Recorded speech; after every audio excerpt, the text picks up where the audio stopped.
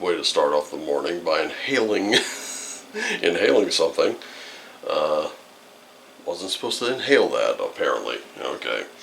Anyway, good morning. Good morning.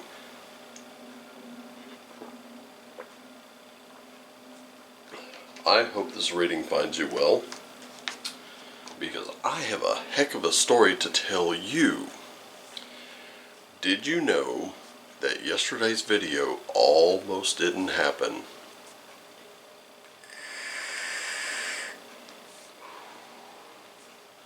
It's true.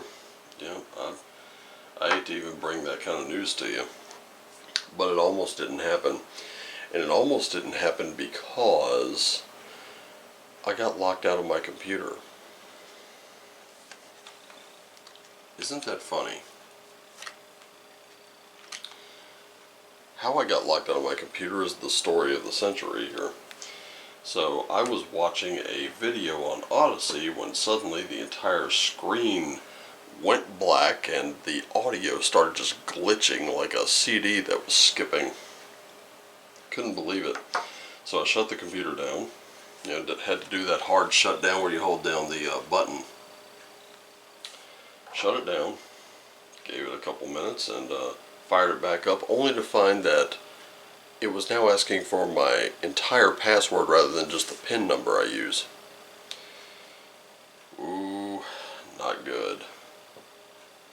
I've been using a PIN number for probably about the past 6 years. I haven't used a password in a while. So I tried a few of my most commonly used ones and couldn't get it to give me the goods there. And I tried firing up the computer from a USB stick and trying to kind of hack it, do a password reset hack. That did not work. Apparently the Windows updates have kind of sealed those loopholes. And then finally I was kind of, in my brain I'm freaking out. I'm like, oh no, this is not good. And I thought, let me go take the trash out. And just before I was to get up, a thought occurred to me. My password flashed in my mind and I thought, well, I've already used that one, which is true. I did. But I'd forgotten a single piece of punctuation that would have made all the difference. So I tried it with that single piece of punctuation, and lo and behold, my computer fired up. I saw my home screen again, and I was like, oh my goodness. Whew. Real pucker moment there for me. But I was able to get that done. It was already kind of late, so I knew I wasn't going to be able to get up to do the reading, so I went ahead and did what I did early in the morning. I went ahead and filmed it, made sure it was all good and shot, chopped, and scored, and then used this morning to upload it for you and get the links out. By the way, I want to thank you for constantly tuning in. If you can only make one video a week, you can only make one video a week. That's fine. I'm just glad to have you whenever you're here. But yesterday was a pretty intense reading. We talked about a dream thief, the fear, the anxiety, that neurotic little goblin that disguises itself as a friend and says, oh, you don't need your big dreams. Settle into the easy way. Oh, hello, Mr. Bob. And I think he's going to lick my bottle. There you are. Yeah. Happy cat. Happy cat, healthy cat. In any case, I hope you didn't feed the dream thief. I hope that whatever losses you've had, whatever those moments of failure or whatever, those things that cracked you open and made you vulnerable, I hope you took a minute to take a breath. I hope you tore up a box. I hope you had a moment to scream into a pillow, have a good cry, or whatever it was that got it out of you. I hope you were able to do that. I hope you found someone that would listen as you vented. And I hope that if you were the person who listened as someone vented, in any case, I hope all of you feel better. Because we've made it, ladies and gentlemen. We've made it to the weekend. And now we get to see what that's going to look like. So, let's have a look. And so we've got Scothy again. Scothy hasn't come up in a while. But we know one thing about Scothy. She is the goddess of the hunt. She lives for winter.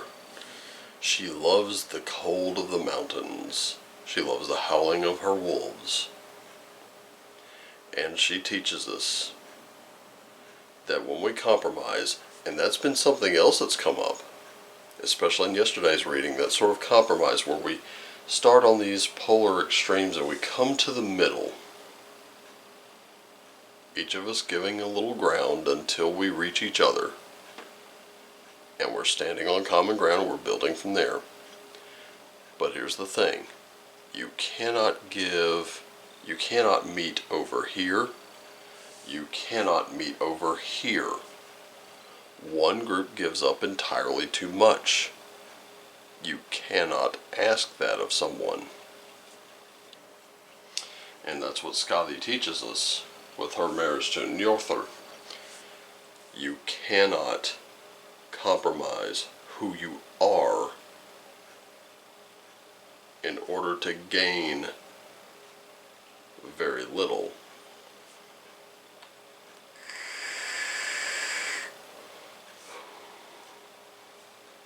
Because that is all you will gain, is very little. And we've got the 9 worlds. And this is what we're talking about right now. Because the fate of one will ultimately affect the fate of many. Or as the one crowd likes to say, where we go one, we go all. I don't care if a certain crowd uses those words. Think about the words themselves. It is true. Here lately, not too long ago, last month, we celebrated Martin Luther King Day. And one of his quotes was, "Justice deferred to anyone is justice denied to everyone." Do you see what I'm saying here? We start giving too much of ourselves, we'll burn ourselves out. We give too little of ourselves, we won't get anything out of the equation. And that much is true. Whatever you put in, you will get back out of it. It may not always seem that way. Results are not always instant. You know, we're talking about our spiritual lives. We're talking about our physical lives. We're talking about our mental well-being. We're not talking Amazon Prime, ladies and gentlemen. Even though that's probably where I got a majority of my cards, that's beside the point. I am trying to shop a little more locally, you know, just saying. Anyway, in nature, we can look to the owl. Because right now, with things being as they are, with this timing being what it is, we're starting to see things a lot more clearly. We've gone through the emotional trauma of things. We've gotten all that baggage out, hopefully. You have to deal with it. You have to learn to let go of certain things. And you have to understand that if you want clarity of vision, you got to clear the cobwebs from your eyes. I think that's a good compromise, don't you? got to pull your head out of the sand. Sometimes you got to pull your head out of your ass. Some people do have head firmly planted in their ass, and they still can't see shit clearly. Keep that in mind.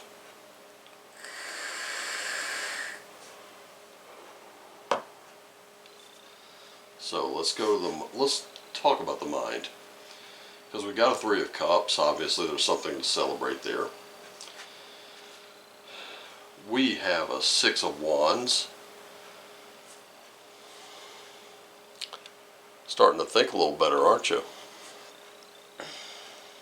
Getting that clarity of thought there. And we have Strength. I'm going to take a moment to say I can't be prouder of you than I already am. This is where mentally you are so ready. You have no idea. Some of you are thinking, how will I know when I'm ready? Believe me. Wash away all doubt. You're ready. Just a couple of hours ago, I was on Twitter. I was messing around and, talking to my tabletop RPG crowd, and I came across a post that Moots had retweeted. A young woman had said she is brand new to tarot, and she was giving away free tarot readings. I retweeted it. I truly retweeted it. And I hope that she does well. She's ready. She's brand new to it. She just jumped in head first. It took me 6 months to get up off my ass and start doing this. 6 months. I sat on these cards and just looked at them for like 6 months. I'm not even kidding you. I was ready 6 months before I actually started. Just keep in mind, nothing is ever going to be the perfect time. You never jump into something knowing everything about it. Just jump in. If you're ready to GM a game, like say GURPS or Cyberpunk or Shadowrun, Dungeons and Dragons, whatever it is, just jump in. Learn as you go. I'm about to. I've only done it once in my entire life, and I'm about to do it again. We got a Queen of Coins in the physical.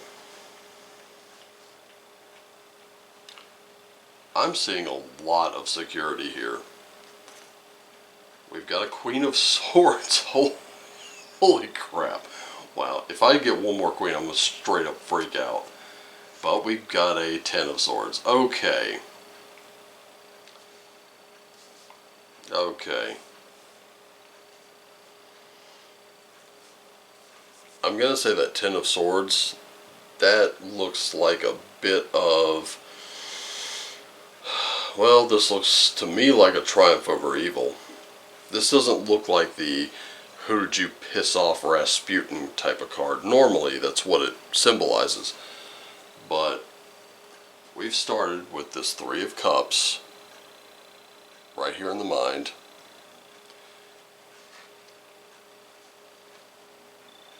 You have the mentality of a winner with this six of Wands.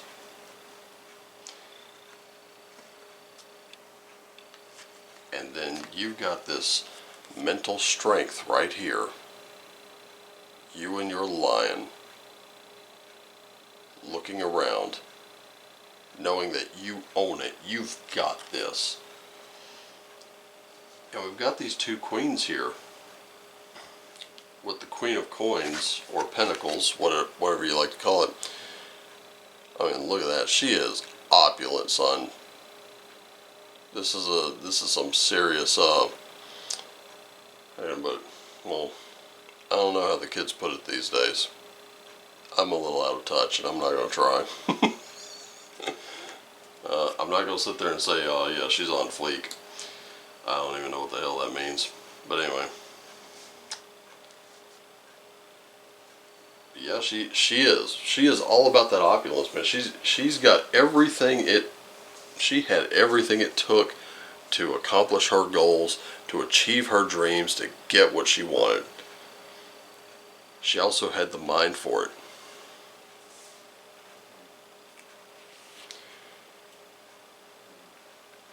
Queen of Swords, I'm going to tell you right now, she can cut through 7 layers of your bullshit. She does not play around. So she takes that very seriously. And so do you. You're well armed for it. But here's the thing.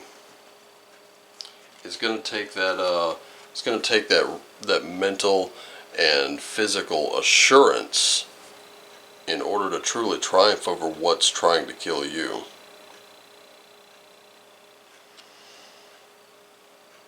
You're still feeling all bound up. You're still feeling like, not really stuck, but like someone is kind of out to ruin your success. Let me tell you something about this person right here. The person who's out to ruin your success, the person who is out there trying like crazy to take your reputation and put it in the garbage can or put it in the toilet. Do you know what the difference between you and that person is? They've never had the guts to even try. And so when you get out there, when you shine, when you do your thing, when you try to accomplish your own vision, they will do everything they can to fuck it up. Because that's how they feel better. Knowing that you never rose above them. They only came to about this level. They're watching you do this, and they cannot stand it. But you have earned it. Make no mistake. This success that's coming up is yours. You have to be willing to ignore them and go get it. Your ultimate revenge will be your ultimate success. Now going into the spiritual, let's see what we got going on here. We got another queen.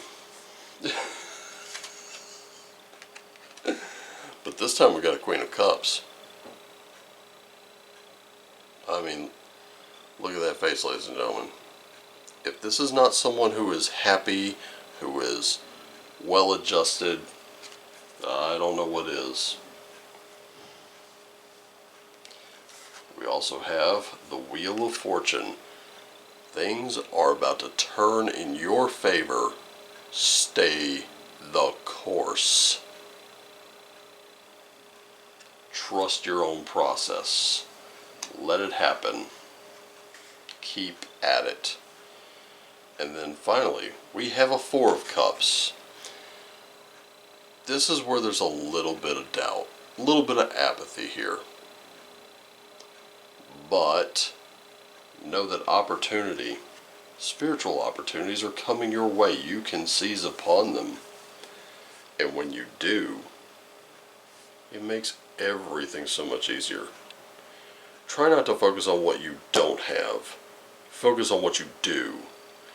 And utilize and exploit those resources accordingly.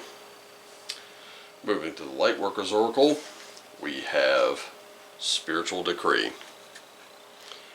Notice the stars and planets are right there. Looks like they're in her hair, but really, they're in her mind. She has expanded out to take full advantage of those. In her mind, she has decreed, she has affirmed, she is worth it, she is ready, she knows the universe has her back, just like the universe has yours.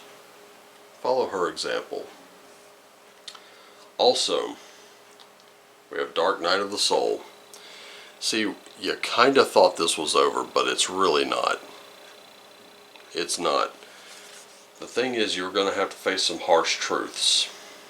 And you're going to have to do a lot of what we call shadow work. Now, shadow work doesn't mean anything evil. It means that you're going in.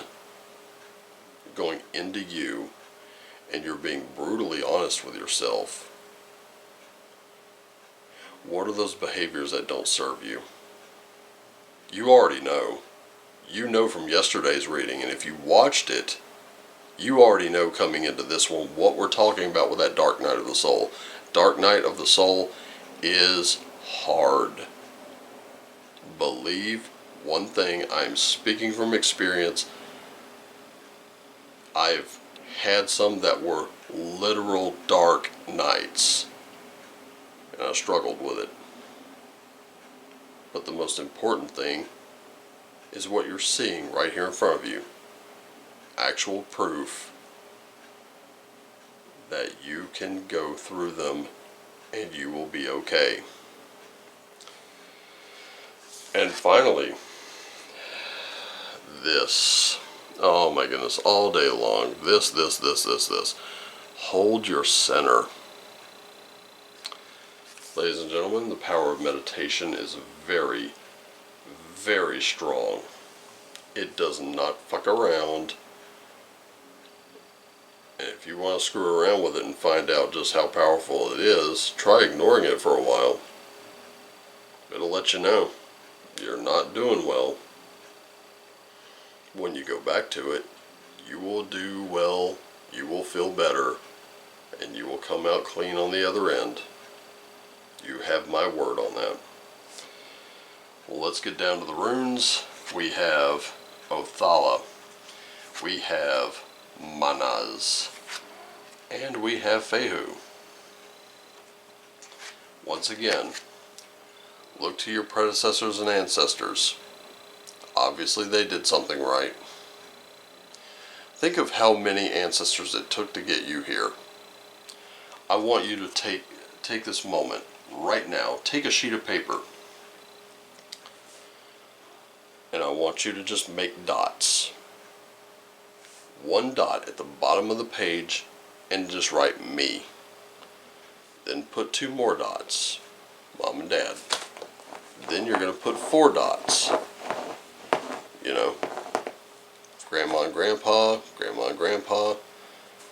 Then something like 16 or so. It's just you are gonna see exactly how many people it took to get you here. It took a lot of people struggling through some very hard times, going through things you don't want to imagine, living through times you probably don't want to live through. But that's the thing. Their resilience ensured you are here now. So obviously not everything about your ancestry is so terrible, but you are also being guided by them. So learn to honor your ancestors. You know, start talking to those who came before you.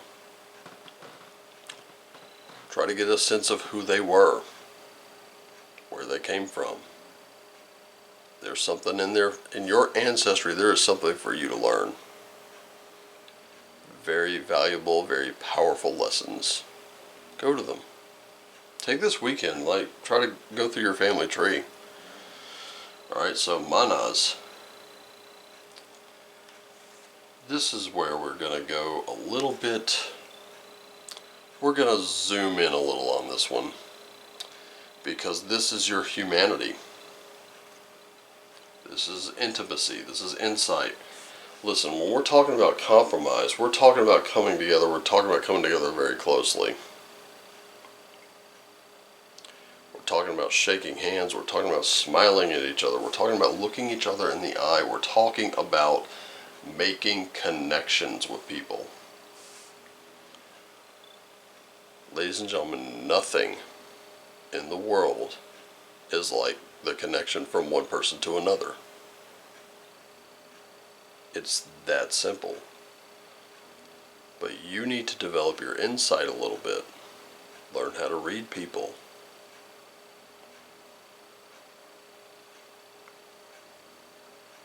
I'm going to let that sit for just a minute. Alright, you got an Audible account? Got a Hoopla account? Check out some audio books or check out some books on how to read people.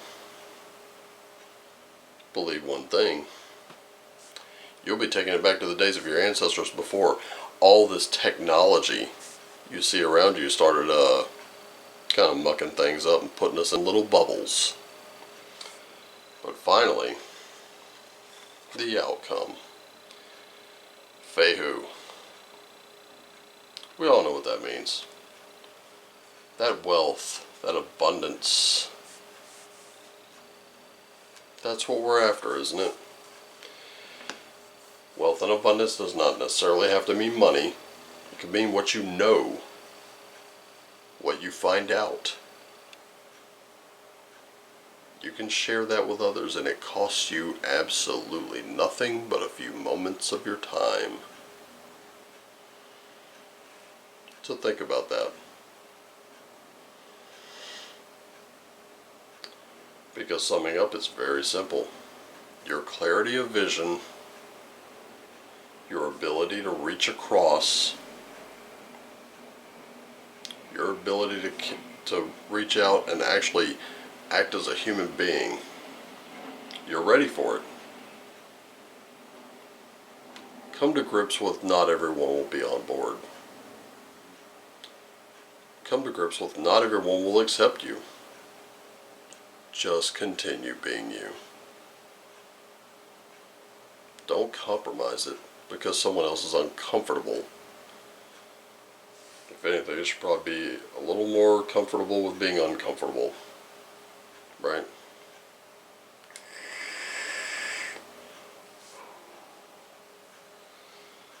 But don't let that mean you shouldn't work on yourself. You know, our Jarl in the tribe of the Greyhorn Pagans actually pointed this out on his podcast on Tartaria, which I just finished today, and it was absolutely awesome. There's going to be another one coming. I can't wait to hear that one too. But he brought up his grandmother who recently passed on. And she was fond of saying, if you want a better world, make a better you. And that's exactly what this is. You've got this. You know you've got this. You still have some stuff to deal with, so deal with it. Upgrade yourself. But remember, don't give too much, but also try to give enough to where you're meeting in the middle. Try to be flexible. But whatever you are, stay true to you. Stay true to a better you. A higher vibrational frequency you. That's all you can do,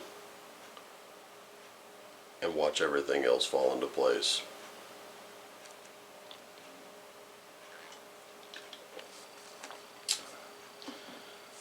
I hope you enjoy your weekend.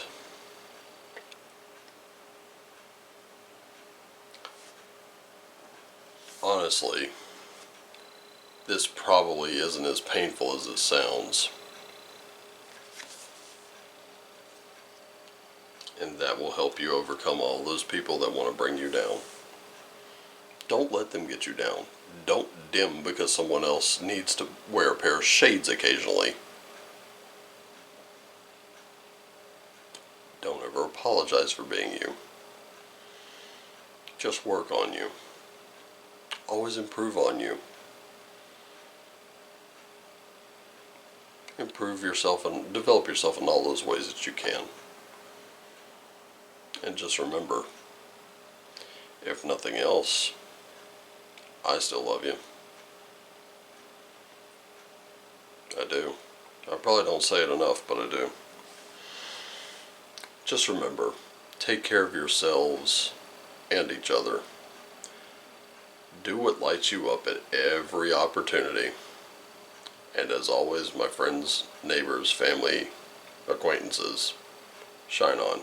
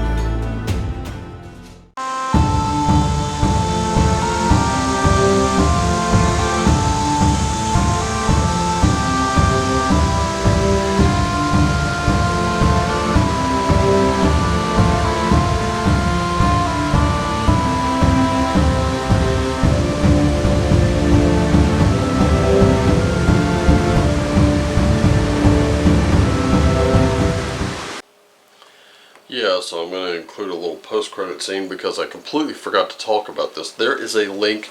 It is the very first thing in the description below, directing you to Winifred Hodge Rose's site, heathensoullore.net. I've told you her book is out, and guess what? My copy arrived yesterday. Oh, I'm going to mark out now. It's awesome. Yeah, but I mean, these were the... There's also artwork by Dale Wood. And this is the Heathen Soul Lore Series Book 1. Ooh, there are more coming, apparently. I mean, the print is not exactly small. And let's see some of what she says here. My entire focus and belief system of any kind of shamanism depends on a deep culture-based understanding of souls and spirits, because these are the basic units, if you will, of what a shaman works with. Shamans make use of spirits and or are used by them for healing, exorcising, cursing, and bewitching. They work upon the souls of others while strengthening their own soul capabilities, protecting their own souls against the stresses and strains of such work. Souls and spirits are basic material of shamanistic activity. Without an understanding of a given culture's beliefs about souls and spirits, one cannot understand that culture's involvement with any kind of spirit work. Shamanism, spiritual healing, religious practices, priestly work, afterlife beliefs, oracular work, necromancy, etc. So I put my exploration of traces of Anglo-Saxon shamanism on pause while I explored the traces of heathen beliefs about the soul. I figured I'd spend a few months on that, then get back to shamanism. 15 years after publishing my first article in my Heathen Soul Lore series, I'm still working hard on those beliefs about the souls and have done a great deal more in the pipeline. After taking the first steps in this direction, an amazing and inspiring spiritual vista began to open up before me, which I try to share through my writing and expect to explore with wonder for the rest of my life. And that's just in the definition and overview. There are tons. There are illustrations, like, I got mine in black and white. There we go. What I got in color? Here we go. Here's another one. A dramatic scene where two lovers meet their own doubles, causing great shock. There we go.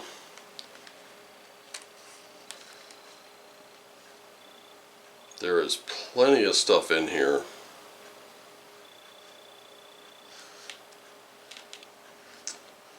Just amazing. An Augsburg funeral wagon. I've actually been reading her work on her website, heathensoulllore.net. I recommend you do as well until you get yourself a copy of this book. It's also available in PDF format. I am also grabbing a PDF of this book because, well, I kind of like taking care of my books. I don't want to pack this thing around. It's about 3 pounds. 3 extra pounds in my pack is not gonna work wonders on my back. So there it is, right there. Grab yourself a copy, won't you? Just read it, look into it, if you're interested. You can also read those articles on heathensoulllore.net. I do recommend at least going to the website and having a look. She really, really does some pretty excellent work. And there are 2 authors, Diana Paxson, and actually 3, John Michael Greer and Kat Heath. I agree with their words on the subject. But anyway, this is what I want to talk about. I want to talk about shining on. Light your soul up. I think this book helps. Who knows? Might be just interesting reading material for you. Yeah, go grab a copy. You won't regret it. Anyway, gotta get out of here. It is late. I'm well past time for posting this, and I gotta get up super early, so happy weekend. Remember, Sunday, 5 p.m., High Notes, me and Moots, live readings. Come hang out with us. If you have nothing else, you can just converse. Send your friends. Speaking of friends, this is sort of what a personal reading looks like. If you want one, be a subscriber, have a friend subscribe, have that friend refer to you. You both get a private reading. If you can't do that, just chuck me something off my Amazon wish list. Please, for the love of Pete, do not. There's a book I have on there. It's about $130, $150, something like that. Do not throw me that book, or I'll owe you an entire year's worth of private readings. Okay, I'm talking like if you throw me that book, you've gone way too far. I put it there as a placeholder. Please don't do that. But like you send me a new tarot cloth, or you send me a $10 book, you know, I'll give you 2 private readings and a birthday reading. If you throw me a deck, I use that deck in your reading. Okay? That's a little deal I got worked out. If you're interested.